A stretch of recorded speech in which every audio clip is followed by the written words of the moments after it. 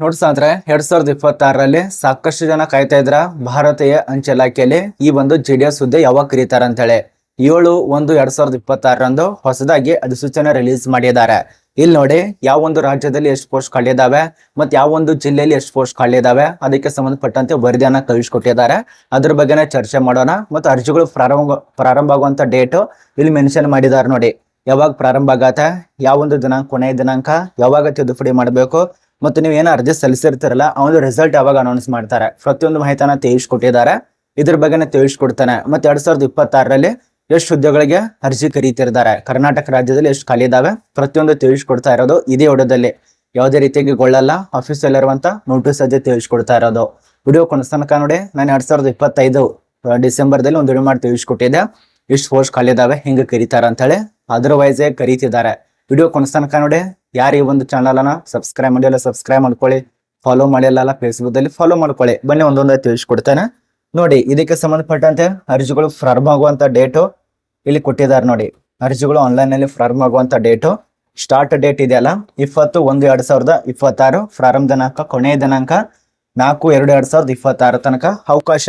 ಇದು ಮೊದಲನೇದಾಗಿ ವೇಕೆನ್ಸಿಗಳು ರಿಲೀಸ್ ಮಾಡಿದಂತ ಡೇಟು. ಡಿವಿಷನ್ ವೈಸ್ ನಿಮಗೆ ಒಂದು ಕಳಿಸ್ತಾರಲ್ಲ ಆ ಒಂದು ಪಟ್ಟಿ ಕೂಡ ಕಳಿಸಿಕೊಟ್ಟಿದ್ದಾರೆ. ಅದು ಮುಂದ್ಗಡೆ ತಿಳಿಸ್ಕೊಡ್ತಾನೆ. 5/1/2026ರಿಂದ 12/1/2026 ತನಕ ಕಳಿಸ್ಕೊಟ್ಟಿದ್ದಾರೆ. ಅದರ ತರ ವೇಕೆನ್ಸಿಗಳು ಅಲ್ಲಿ ಸೆಲೆಕ್ಟ್ ಆಗಿರುವಂತಹ ವೇಕೆನ್ಸಿಗಳು 12ನೇ ತಾರೀಕಿಂದ ಆಗಿರತ್ತೆ. ಅದ ನಂತರ ನಿಮ್ಮ ಒಂದು ಅಪ್ರೂವಲ್ ಸಿಕ್ಕಿರುವಂತಹ ವೇಕೆನ್ಸಿಗಳು 14ನೇ ತಾರೀಕಿಂದ, ಮತ್ತು ಅರ್ಜಿಗಳು ಪ್ರಾರಂಭ ಆಗುವಂತ ಡೇಟು 20ನೇ ತಾರೀಕಿಂದ ಸ್ಟಾರ್ಟ್ ಆಗೋಣ ಅಂತ ಹೇಳಿ ಇದರಲ್ಲಿ ತಿಳಿಸ್ಕೊಟ್ಟಿದ್ದಾರೆ. ಇಲ್ಲಿ ನೋಡಿ ಯಾವುದೇ ರೀತಿಯಾಗಿ ಗೊಳ್ಳಲ್ಲ. 2026 ಆಫೀಸಲ್ಲಿ ಇರುವಂತ ನೋಟಿಸ್ ಆಗಿರತ್ತೆ.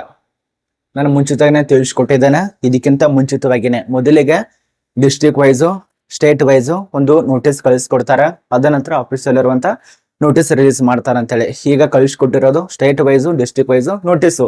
ಯಾವೊಂದು ರಾಜ್ಯದಲ್ಲಿ ಎಷ್ಟು ಪೋಸ್ಟ್ ಖಾಲಿ ಇದಾವೆ ಅದೆಲ್ಲ ವರದಿ ಕೊಟ್ಟಿದ್ದಾರೆ. ಇಲ್ಲಿ ನೋಡಿ 2026 ಜನವರಿ ಮಂತ್ನಲ್ಲಿ ಕರೆಯುವಂತ ಪೋಸ್ಟು ನೋಡಿ. ನಾನೇ ನಿಮಗೆ ತಿಳಿಸ್ಕೊಡೋದಕ್ಕೆ ಸ್ವಲ್ಪ ಲೇಟ್ ಆಯಿತು, ಸ್ವಲ್ಪ ಕಾರಣಗಳಿಂದ. ಈ ಒಂದು ನೋಟಿಸ್ ತುಂಬಾ ಸರ್ಚ್ ಮಾಡಿದೆ, ಅದ ನಂತರ ಸಿಕ್ತು ನೋಡಿ. ಇಲ್ಲಿ ನೋಟಿಸ್ ಕಳಿಸ್ಕೊಟ್ಟಿದ್ದಾರೆ ನೋಡಿ. ಇದು ಒಂದು ನೋಟಿಸ್ ಆಗಿರೋದು 7/1/2026ರಂದು ಆಫೀಸಲ್ಲಿರುವಂತ ನೋಟಿಸ್ ಆಗಿರತ್ತೆ. ನಿಮಗೆ ಕಾಣಿಸ್ತಾ ಇರ್ಬೋದು ಇಲ್ಲಿ ಯಾವ ರೀತಿಯ ಖಾಲಿ ಇದೆ ಅಂತೇಳಿ. ಇಲ್ಲಿ ನೋಡಿ ಡಿಸ್ಟ್ರಿಕ್ಟ್ ವೈಸ್ ಕೊಟ್ಟಿದ್ದಾರೆ. ಇಲ್ಲಿ ಮೊದಲನೇದಾಗಿ ಟೋಟಲ್ ಆಗಿ ಎಷ್ಟು ಪೋಸ್ಟ್ ಖಾಲಿ ಇದಾವೆ. ಟೋಟಲ್ ಆಗಿ ಆಲ್ ಇಂಡಿಯಾದಲ್ಲಿ 28,740 ಪೋಸ್ಟ್ಗಳು ಈಗ ನೇಮಕಾತಿಗೆ ಸಂಬಂಧಪಟ್ಟಂತೆ ಮಾಹಿತಿಯನ್ನ ತಿಳಿಸ್ಕೊಟ್ಟಿದ್ದಾರೆ. ಇಲ್ಲಿ ಕಾಣಿಸ್ತಾ ಇರ್ಬೋದು ಎಷ್ಟು ಖಾಲಿ ಇದೆ ನೋಡಿ. 28,740 ಪೋಸ್ಟು ಈ ಒಂದು 2026ರಲ್ಲಿ ನೇಮಕಾತಿಗಳು ಆಗ್ತಾ ಇದೆ. ಇಷ್ಟೇ ಒಂದು ಪೋಸ್ಟ್ಗಳು ನೇಮಕಾತಿ ಆಗ್ಬೋದು, ಅದು ಇದಕ್ಕಿಂತ ಜಾಸ್ತಿ ಕೂಡ ಆಗ್ಬೋದು. ಒಟ್ಟಾರೆ ಈಗ ಕ್ಲಿಯರ್ ಕಟ್ ಆಗಿ ಎಷ್ಟು ತಿಳಿಸ್ಕೊಟ್ಟಿದ್ದಾರೆ. ಇದು ಜನವರಿ ತಿಂಗಳಲ್ಲಿ ನೇಮಕಾತಿ ಆಗುತ್ತೆ ಅಂತೇಳಿ JDS ಭಾರತೀಯ ಅಂಚೆ ಇಲಾಖೆಯಿಂದಾನೆ ಆಫೀಸಲ್ಲಿ ಇರುವಂತ ಮಾಹಿತಿ. ಇನ್ನು ಯಾವ್ಯಾವ ಒಂದು ರಾಜ್ಯದಲ್ಲಿ ಎಷ್ಟು ಪೋಸ್ಟ್ ಖಾಲಿ ಇದಾವೆ ಮತ್ತು ಕರ್ನಾಟಕದಲ್ಲಿ ಎಷ್ಟು ಇದಾವೆ ಅದನ್ನು ಕೂಡ ನೋಡೋಣ. ಇಲ್ಲಿ ಮೊದಲನೇದಾಗಿ ಆಂಧ್ರ ಪ್ರದೇಶದಲ್ಲಿ 1,060 ಹುದ್ದೆಗಳು, ಆಸಾಂದಲ್ಲಿ 639 ಪೋಸ್ಟು, ಬಿಹಾರದಲ್ಲಿ 1,347 ಪೋಸ್ಟು, ಛತ್ತೀಸ್ಗಢದಲ್ಲಿ 1155, ದೆಹಲಿಯಲ್ಲಿ 42 ಪೋಸ್ಟು, ಗುಜರಾತ್ನಲ್ಲಿ 1830, ಹರಿಯಾಣದಲ್ಲಿ 270 ಪೋಸ್ಟು. ಅದ ನಂತರ ಹಿಮಾಚಲ ಪ್ರದೇಶದಲ್ಲಿ 520 ಪೋಸ್ಟು. ಅದೇ ರೀತಿ ಜಮ್ಮು ಕಾಶ್ಮೀರದಲ್ಲಿ 267 ಪೋಸ್ಟು, ಜಾರ್ಖಂಡದಲ್ಲಿ 908 ಮತ್ತು ನಮ್ಮ ಕರ್ನಾಟಕ ಬಂತು ನೋಡಿ. ಇಲ್ಲಿ ಕರ್ನಾಟಕದಲ್ಲಿ ಈಗ ಪ್ರಸ್ತುತ ಎಷ್ಟು ಖಾಲಿ ಇದಾವೆ ಅಂದ್ರೆ 1,023 ಪೋಸ್ಟ್ಗಳು ಅರ್ಜಿನ ಕರೀತಿದ್ದಾರೆ. ಇದನ್ನ ಅರ್ಥ ಮಾಡ್ಕೊಳ್ಳಿ. 1,023 ಪೋಸ್ಟು ಮಾತ್ರ ಕರೀತಿದ್ದಾರೆ. ಏನು ಆಫೀಸಲ್ಲಿ ಇರುವಂತ ನೋಟಿಸ್ ರಿಲೀಸ್ ಮಾಡಿದ್ರೆ ಅದರಲ್ಲಿ ಸ್ವಲ್ಪ ಜಾಸ್ತಿ ಕಡಿಮೆ ಆಗ್ಬೋದು, 1100 ಆಗ್ಬೋದು ಅಥವಾ 1200 ಆಗ್ಬೋದು. ಈ ರೀತಿ ಹೆಚ್ಚು ಕಡಿಮೆ ಆಗ್ಬೋದು.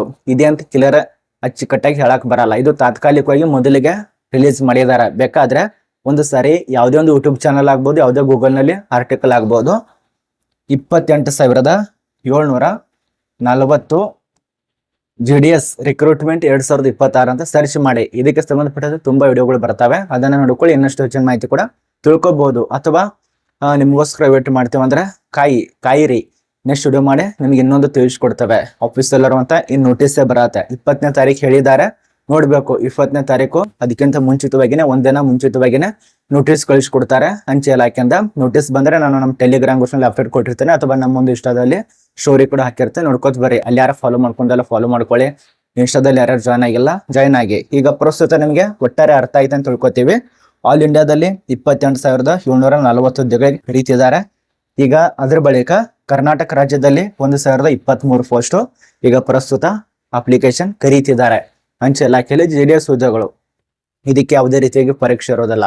ನೀವೇನು SSLC ಅಲ್ಲಿ ಯಾವ ರೀತಿಯಾಗಿ ಅಂಕಗಳನ್ನು ತೆಗೆದಿರ್ತಾರಲ್ಲ ಆ ಒಂದು ಅಂಕದ ಆಧಾರದ ಮೇಲೆ ಈ ಒಂದು JDS ಪೋಸ್ಟ್ಗೆ ನಿಮಗೆ ನೇಮಕಾತಿ ಆಗತ್ತೆ.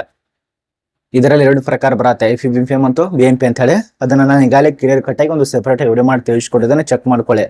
ನೀವು ಅಪ್ಲಿಕೇಶನ್ ಹಾಕಿದ್ರೆ 18,000 ತನಕ ಸ್ಟಾರ್ಟಿಂಗ್ ನಲ್ಲಿ ಸ್ಯಾಲರಿ ಕೊಡ್ತಾರೆ. ಇದು ಅರ್ಥ ಆಯ್ತು ಅಂತ ತಿಳ್ಕೊತೀವಿ. ಇನ್ನು ಉಳಿದಂತ ರಾಜ್ಯದಲ್ಲಿ ನಿಮಗೆ ತಿಳಿಸ್ಕೊಡುವಂತ ಅವಶ್ಯಕತೆನೇ ಇಲ್ಲ. ಅತಿ ಹೆಚ್ಚು ಖಾಲಿ ಇರುವಂತ ಪೋಸ್ಟ್ ಮಹಾರಾಷ್ಟ್ರದಲ್ಲಿ ಖಾಲಿ ಇರತ್ತೆ, 3,169 ಪೋಸ್ಟ್. ಸರಿ, ಮಹಾರಾಷ್ಟ್ರ ಅಲ್ಲ, ಉತ್ತರ ಪ್ರದೇಶದಲ್ಲಿ ಸಹ ಮಹಾರಾಷ್ಟ್ರದಲ್ಲಿ ಖಾಲಿ ಇರುತ್ತೆ ನೋಡಿ. 2ನೇ ನಂಬರ್ ಉತ್ತರ ಪ್ರದೇಶ ಇದೆ, 3,169. ಮಹಾರಾಷ್ಟ್ರದಲ್ಲಿ 3,553 ಪೋಸ್ಟ್ ಇರತ್ತೆ. ಕರ್ನಾಟಕ ರಾಜ್ಯದಲ್ಲಿ 1,023 ಪೋಸ್ಟ್ಗಳು ಮಾಹಿತಿಯನ್ನ ತಿಳಿಸ್ಕೊಟ್ಟಿದ್ದಾರೆ. ಇದು ನಿಮಗೆ ಕಲರ್ ಕಟ್ಟ ಮಾಹಿತಿ ಅರ್ಥ ಅಂತ ತಿಳ್ಕೊತೀವಿ. ಇನ್ನು ರಾಜ್ಯಕ್ಕೆ ಸಂಬಂಧಪಟ್ಟಂತೆ ನೋಟಿಸ್ ಅನ್ನ ಬಂದಿರತ್ತೆ. ಡೈರೆಕ್ಟ್ ಆಗಿ ಅರ್ಜಿಗಳು ಸ್ಟಾರ್ಟ್ ಆಗತ್ತೆ. ಸ್ಟಾರ್ಟ್ ಆದ್ಮೇಲೆ ತಿಳಿಸ್ಕೊಡ್ತಾನೆ. ಚಾನಲ್ ಅನ್ನು ಸಬ್ಸ್ಕ್ರೈಬ್ ಮಾಡಿ ಇಟ್ಕೊಳ್ಳಿ. 7/1/2026 ನೋಟಿಸ್ ಆಗಿರತ್ತೆ, ಯಾವುದೇ ರೀತಿಯಾಗಿ ಕೊಳ್ಳಲ್ಲ. ಇಲ್ಲಿ ನೋಡಿ, 7/1/2026 ನೋಟಿಸ್ ಆಗಿರತ್ತೆ. ಅದರ್ವೈಸ್ ನಾನು ನಿಮಗೆ ತಿಳಿಸ್ಕೊಡ್ತಾ ಇರೋದು.